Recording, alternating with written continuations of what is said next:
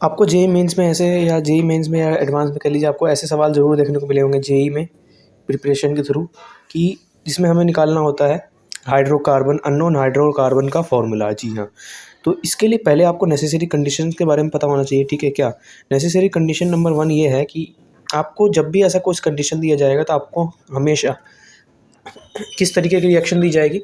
अगर आपको अननोन, क्या ये पेज नहीं, एक न्यू पेज ले लेते हैं या फिर यहीं से, आपको अगर एक अननोन, किसी भी अननोन हाइड्रोकार्बन के बारे में फॉर्मूला पूछेगा हाइड्रोकार्बन, तो इसमें पहली बात तो क्वेश्चन में आपको एक दो तीन चीज़ों का ध्यान रखना है।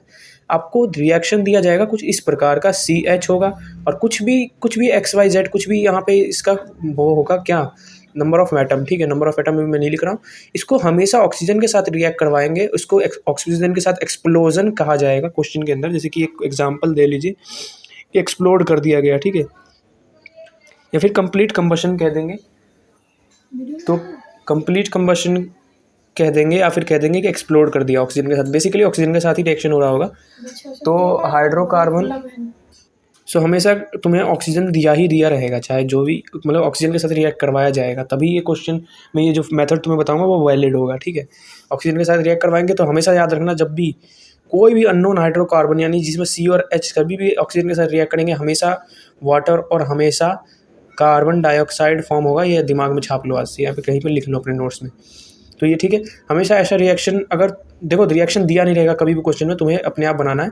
जैसे ही बोल देगा कि अननोन हाइड्रोकार्बन एक्सप्लोड कर दिया ऑक्सीजन के साथ, या फिर रिएक्ट करवा दिया ऑक्सीजन के साथ, या फिर ऑक्सीजन इतना ml या इतना ग्राम ऑक्सीजन रिक्वायर्ड है इतने को, मतलब क्या करने के लिए, पूरी तरीके से कंबशन करने के लिए, कंप्लीट कंबशन करने के लिए, अगर ऐसा कुछ भी दिया रहेगा तो तुम्हें समझना ये वाला मेथड इस्तेमाल होगा हाइड्रोकार्बन का फॉर्मूला निकालने के लिए। क्या, अब देखो जैसे कि एग्जाम्पल के थ्रू समझाना हो, इसको प्रोसीड करने से करना है इस क्वेश्चन को, किस मेथड से। तुम्हें सबसे पहले देखो क्वेश्चन में हमेशा इसकी वॉल्यूम दी रहेगी, इसकी वॉल्यूम, ठीक है, और क्या दिया रहेगा, इसका भी वॉल्यूम दिया रहेगा, और इसका वॉल्यूम भी दिया रहेगा। मतलब पूरे एक रिएक्शन में इसका वॉल्यूम, इसका वॉल्यूम, इसका वॉल्यूम, बस ये वाटर का वॉल्यूम नहीं दिया रहेगा। वाटर का वॉल्यूम अननोन होगा, जिसे हम लोग हमेशा A, B या XYZ किसी भी वेरिएबल से रिप्रेजेंट करेंगे, ठीक है। इतना समझ लिया। अब वॉल्यूम इसका हमेशा दिया रहेगा, लेकिन ये याद रखना वॉल्यूम कभी भी डायरेक्टली नहीं दिया रहेगा। हो सकता है डायरेक्टली भी दे दे कभी कभार, ज़्यादातर केसेस में डायरेक्टली नहीं दिया रहेगा। मतलब तुम्हें एडिशनल सब्ट्रैक्शन या थोड़ा मोड़ा दिमाग लगाना होगा, तभी उसका एक्चुअल वॉल्यूम पता चलेगा तुमको। देखो एग्जाम्पल के थ्रू समझाता हूँ, ये चीज़ तुम्हें समझ में आई कि नहीं आई। जैसे कि ये क्वेश्चन है, ये एकदम डायरेक्ट डाटा दे दिया है इसमें। देखो डायरेक्ट डाटा क्या है कि 10 ml हाइड्रोकार्बन है, 55 ml ऑक्सीजन है, कंप्लीट कंबशन के लिए 55 ml ऑक्सीजन इतने को कंप्लीट कंबशन कर देता है, और 40 ml इससे कार्बन डाइऑक्साइड फॉर्म होता है। अब हम कुछ लोग सोच रहे होंगे वाटर का वॉल्यूम क्यों नहीं दिया गया है। वाटर भाई लिक्विड होता है, याद रखना, और ये गैस है, ये जितने भी हैं ये सब गैस है। हाइड्रोकार्बन भी गैस होगा, ऑक्सीजन भी गैस होगा, और जो कार्बन डाइऑक्साइड है वो भी गैस होगा। इस रिएक्शन के बाद ऐसा ही होगा। मैं ये नहीं कह रहा हूँ कि ये है ही है, तुम्हें रट लो। ऐसा रिएक्शन में ही देखा गया है कि गैस, ये भी गैस लिया जाता है, हाइड्रोकार्बन, ऑक्सीजन गैस होता ही है, कार्बन डाइऑक्साइड भी गैस है, और वाटर जो है वो लिक्विड की फॉर्म में पाया जाता है। अब हम लोग यहाँ पे यूज़ पढ़ रहे हैं स्टेट ऑफ मैटर्स में, और यहाँ पे स्टेट ऑफ मैटर्स के अंदर हम लोग कुछ लॉज लगा रहे हैं। जी हाँ, जैसे कि आपने पढ़ा होगा डाल्टन लॉ और एवोगैड्रोस लॉ, और काफ़ी सारे अलग अलग लॉज हैं भाई, मैं नाम लेता रहूँगा तुम थक जाओगे, ठीक है। बेसिकली तुम्हें किस बात का ध्यान रखना है, तुम्हें हमेशा इस बात का ध्यान रखना है कि तुम्हें वॉल्यूम दी है, ठीक है। अब वॉल्यूम दी है तो तुम्हें अगला क्या करना है। सर बहुत देर से बोल रहे वॉल्यूम दी जाएगी, डायरेक्टली नहीं दी जाएगी। इस क्वेश्चन में डायरेक्टली दिया हुआ देख लो 55, तो हम लोग पहले डाटा पुट कर लेते हैं। तो हाइड्रोकार्बन 10 ml है, और ये हमारा ऑक्सीजन कितना है, 55 ml है, ठीक है। और यहाँ पे हमारा कार्बन डाइऑक्साइड कितना है, 40 ml है। और हमें वाटर का पता है कि नहीं पता है, वाटर का नहीं पता, लेकिन वाटर का भी लेना पड़ेगा भाई, तभी तुम्हारा ये क्वेश्चन बनेगा। देखो बता रहा हूँ, बहुत आसान मेथड क्या है, ये कैसे करना है, इस तरीके क्वेश्चन को कैसे प्रोसीड करना है। इस तरीके क्वेश्चन में हमेशा एक रूल वैलिड होता है, volume is directly proportional to क्या, मोल, नंबर ऑफ मोल्स। तो इसमें जितना भी वॉल्यूम तुम्हें दिया जाएगा ना, तुम उसको automatically number of moles consider कर लोगे। जी हाँ, मैं इसके पीछे का रीज़न बताऊंगा, इसके पीछे एक लॉ लगता है, इस वजह से ये होता है, लेकिन डिटेल में लॉ को बाद में समझेंगे, पहले मेथड समझ लो न्यूमेरिकल बनाने का, ठीक है। तो मेथड क्या है, वॉल्यूम है यह 10 ml है, तो इसको मैं 10 मोल मान लूँगा। यहाँ पे 55 ml है ऑक्सीजन का, मैं 55 ml मान लूँगा। 40 ml है कार्बन डाइऑक्साइड का, 40 मोल मान लूँगा। और फाइनली वाटर का क्या है, हमें नहीं पता, वाटर का मान लो मैंने A ले लिया, ए नंबर ऑफ मतलब ए ml वॉल्यूम ले लिया तो ए नंबर ऑफ मोल्स हो जाएंगे, ए मोल होगा इसका। ए ले लो, एक्स ले लो, वाई ले लो, मतलब कोई भी वेरिएबल ये मोल हो जाएगा। अब मोल लेने से हमारा फ़ायदा क्या हुआ? मोल लेने से फ़ायदा ये हुआ कि अब हमको लिखना है इसको कुछ इस फॉर्म में कि कार्बन को तुम कैसे लिखोगे, कार्बन के नंबर ऑफ एटम्स को लेफ्ट साइड के कार्बन के नंबर ऑफ एटम्स को राइट साइड के कार्बन नंबर ऑफ एटम से इक्वल कर देना है। मतलब एटम को लेफ्ट साइड वाले एटम को रिएक्शन मतलब रिएक्टेंट वाले एटम को प्रोडक्ट वाले एटम से इक्वल कर देना है। मैं बताता हूँ एक एग्जांपल देके। कार्बन दिख रहा है, कार्बन के कितने एटम है इसमें, जितने भी नीचे नंबर लिखे रहते हैं वही नंबर ऑफ एटम्स रिप्रेजेंट करते हैं। जैसे यहाँ पे एक्स वाई, यहाँ पे 2 एटम है ऑक्सीजन के, यहाँ पे 2 एटम है हाइड्रोजन के, यहाँ पे 2 एटम है ऑक्सीजन के, और ये एक और है क्योंकि मैंने बोला रिएक्टेंट साइड वाले जितने भी एटम है उनको प्रोडक्ट साइड वाले एटम के इक्वल करना है, ना कि कोई भी एक मतलब कंपाउंड का तुमने उठा लिया। मतलब अगर यहाँ से तुम कार्बन इक्वल कर रहे हो तो यहाँ के कार्बन के इक्वल होना चाहिए इन सब के कार्बन के। यहाँ पे ऑक्सीजन इक्वल कर रहे हो, सब ऑक्सीजन दोनों के ऑक्सीजन को जोड़ना होगा। समझाता हूँ कैसे। कार्बन में कितना कार्बन है पहले ये देख लो, 2 कार्बन है, ठीक है, 2 कार्बन है, और नंबर ऑफ मोल्स कितने हैं। तुमको हमेशा क्या करना है, नंबर ऑफ मोल्स जितने हैं उनसे एटम मतलब ये जो नीचे में एटम नंबर है इनको मल्टीप्लाई कर देना है, ठीक है। ये तुमने कर दिया मल्टीप्लाई, इससे क्या होगा, तुम्हारा निकल जाएगा क्या। देखो एटम निकालने का तुम्हें फॉर्मूला आता है कि नहीं आता, number of atoms, number of तुम्हें मोल्स कंसेप्ट में सिखाया गया होगा कि क्या है, नंबर ऑफ मोल्स लो, उसमें नंबर ऑफ एटम्स मल्टीप्लाई कर दो, मल्टीप्लाई बाय एवोगैड्रो नंबर कर दो। अब तुम्हें क्या करना, इक्वल कर देना। अब दूसरी साइड भी तुम एवोगैड्रो नंबर लोगे, कट जाएगा एवोगैड्रो नंबर। इसलिए जनरली इस केस में एवोगैड्रो नंबर कंसीडर ही नहीं करते हैं, क्योंकि कट जाएगा भाई, हमें पता है हमेशा हर केस में कटेगा एवोगैड्रो नंबर, इसलिए तुम्हें सोचना ही नहीं है। नंबर ऑफ एटम लिया, नंबर ऑफ मोल्स ले लिया, इस साइड कर दिया, मल्टीप्लाई कर दिया। अब दूसरे साइड में कितने कार्बन के क्या है एटम, 1 कार्बन एटम है, ठीक है, तो 1 मल्टीप्लाई बाय क्या, नंबर ऑफ मोल्स कितने, 40 मोल है ना, क्योंकि यहाँ पर तुम्हें ये वाला रूल वैलिड करना है। ये रूल क्या है, किसने बताया, ये सब लास्ट में बात करेंगे, पहले न्यूमेरिकल देख लो कैसे सॉल्व करना है। अब इक्वल कर दिया तो तुम्हें क्या पता चला, अब देखो 10 मल्टीप्लाई बाय मैंने 2 कर दिया है, जबकि यहाँ पे 2 नहीं है, यहाँ पे क्या है एक्स एटम है, इसीलिए इस मिस्टेक को मैं ठीक कर देता हूँ। तो एक्स एटम है तो ये 10x हो गया मल्टीप्लाई होने के बाद, ये क्या आ गया यहाँ पे हमारा 40। तो इस तरीके से जब तुम इसको काटोगे ना तो तुम्हें मिल जाएगा क्या, x की वैल्यू मिल जाएगी 4। x क्या था यहाँ पे, x number of atom represent कर रहा था C2, तो हमें C2H5 पता चल चुका है, और हमें निकालना क्या था, फॉर्मूला निकालना था।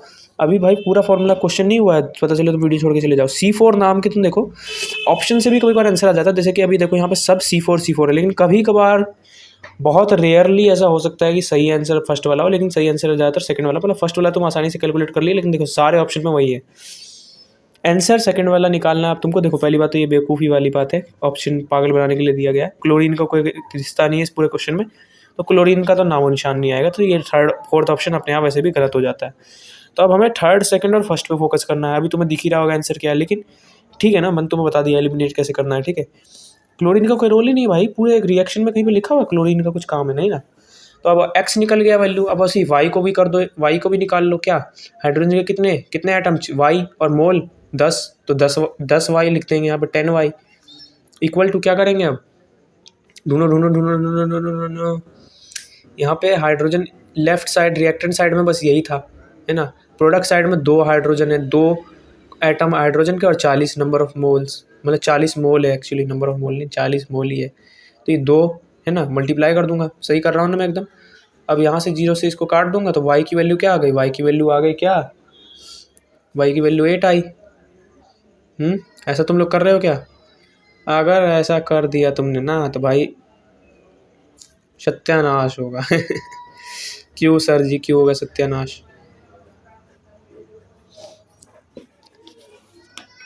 देखो सीधी सी बात ये है कि y 10 था, 40 इंटू 2 मोल थे, लेकिन हमने यहाँ पे थोड़ी मिस्टेक ये कर दी क्या। अब बहुत सारे बच्चों ने मिस्टेक की होगी, इसीलिए मैंने जानबूझ के किया तुम्हारे सामने मिस्टेक। 40 जो मोल है ना भाई, मैंने थोड़ा गंदी हैंड राइटिंग भी लिखी है, इस वजह से भी मिस्टेक हो सकती है, लेकिन तुम भाई सुंदर सुंदर लिखना, इससे पता चल रहा है सुंदर सुंदर लिखना होगा तुमको। 40 ml तो भाई कार्बन डाइऑक्साइड का वो है ना वॉल्यूम, वाटर का तो हमें पता ही नहीं, और वाटर में तो हाइड्रोजन आता है, तो इसलिए वाटर की जगह पे क्या लिखोगे, 40 नहीं ए लिख दोगे। तो 10y इज इक्वल टू क्या, 2a, है ना। समझ गए ना कैसे किया मैंने, ज़्यादा दिमाग मत लगाओ, 2 एटम ऑक्सीजन हाइड्रोजन के और A मोल, 2 इंटू A, और यहाँ वाला तो तुम्हें कहानी पता चली गई है कि 10 ये है, Y ये है, 10 नंबर ऑफ मोल मान लिया मैंने, Y एटम मान लिया, मल्टीप्लाई करके आ गया, ये रिलेशन मिला। इसको और काटोगे फर्दर, ये काटना है यार इधर से, क्या करूँ कैमरा पकड़ने के चक्कर में हो जाता है। तो A is equal to 5Y आ जाएगा। अब सर हमारा आंसर नहीं आ रहा, तो भाई तीसरा जो आइटम बचा है उसको भी इक्वल कर दो, आ जाएगा। तीसरा आइटम कौन सा बचा? ऑक्सीजन बचा। हालांकि हमें ऑक्सीजन का फॉर्मूले से कोई लेना देना नहीं है, देखो ऑक्सीजन में फॉर्मूले में नहीं आ रहा, लेकिन हम लोग फिर भी इसलिए ऑक्सीजन को ले रहे हैं, फिर भी इसलिए ले रहे हैं क्योंकि भाई हमारा आंसर नहीं आया अभी तक, एक ही टर्म में आ रहा है आंसर, एक ही टर्म में नहीं आना चाहिए, इसीलिए हम लोग ले रहे हैं। तो अब ले लो। तो ऐसा हर क्वेश्चन में होगा, ये नहीं कि सिर्फ इसी क्वेश्चन में होगा, हर क्वेश्चन में ऐसा ही होगा, सबको लेना होगा तुम्हें इक्वल, तभी तुम्हारा आंसर आएगा। ऑक्सीजन के 2 आइटम 55 मोल, 55 ml है, वही मोल बन जाएगा। कैसे बनेगा बताऊंगा जल्दी। मल्टीप्लाई बाय 2, ठीक है, हो गया मल्टीप्लाई बाय 2। अब इक्वल टू में किसके रखना है? दूसरे वाले ऑक्सीजन के। यहाँ पे देख लो ये चीज़ गौर करने वाली है, यहाँ पे 2 ऑक्सीजन है, ये वाला ऑक्सीजन और ये 3 ऑक्सीजन है टोटल। इस ऑक्सीजन का तो हमें पता चल जाएगा कार्बन डाइऑक्साइड से रिलेटेड है, इसलिए 40 mole into 40 into 2, 40 into 2 plus भी करना होगा, प्लस क्योंकि दूसरा आइटम है ये, इसमें हमें नहीं पता ए मोल है, तो ए हो गया। अब देखो क्या हुआ इससे, 55 दूनी 110 हो गया, इधर 40 दूनी 80 हो गया, इधर ले जाओगे माइनस हो जाएगा, ए की वैल्यू आ जाएगी क्या 30 आ गई ए की वैल्यू। अब भाई इजीली तुम क्या कर सकते हो, ए की जगह पे 5y पुट कर दो, 5y पुट करोगे तो क्या आएगा 6 आ जाएगा y की वैल्यू, और ये हो गया सेटिस्फाई भाई। अब इसमें कुछ दिमाग लगाने वाली बात थी नहीं ना, ठीक है, इजी था, कोई दिक्कत की बात नहीं, कुछ हुआ ही नहीं प्रॉब्लम। अब एक और क्वेश्चन देख लेना भाई, ये तो था जिसमें डायरेक्ट डाटा दिया गया, दूसरे टाइप के क्वेश्चन भी आ जाते हैं कभी कभार जिसमें डायरेक्ट डाटा नहीं दिया रहता है। देखो दूसरे वाला क्वेश्चन में तुम्हें दिखा देता हूँ, लेकिन करोगे तुम खुद, क्योंकि भाई अगर मैं IIT क्वेश्चन करूँगा तो तुम क्या करोगे, मेरा चेहरा देखोगे क्या? तुम करोगे क्वेश्चन, मैं करूँगा आराम, मुझे भी करना पड़ेगा क्वेश्चन क्योंकि मैं भी IIT की तैयारी कर रहा हूँ। Okay, jokes apart.